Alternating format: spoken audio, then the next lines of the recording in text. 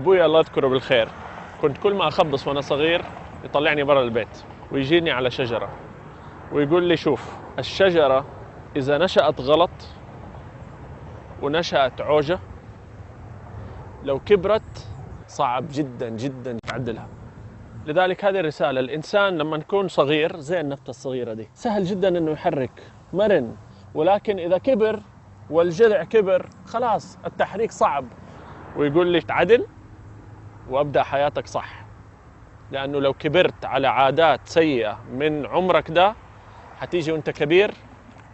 لذلك هذا الفرق بين الشجرتين دول، الشجرة دي مايلة، الشجرة دي معدولة، والفرق النشأة. الأولاد أمانة، مسؤولية. أنت قاعد تبني مو البيت، أساس البيت الأعمدة حقت البيت تحت، هذه إذا اتبنت قوية بعدين يجي الولد لما يبلغ يبني بيته، بس على الأقل حيجي يبنيه على أساس قوي بناه الأهل في فترة لما كانوا مسؤولين عن الأولاد. الله يذكر الوالد بالخير.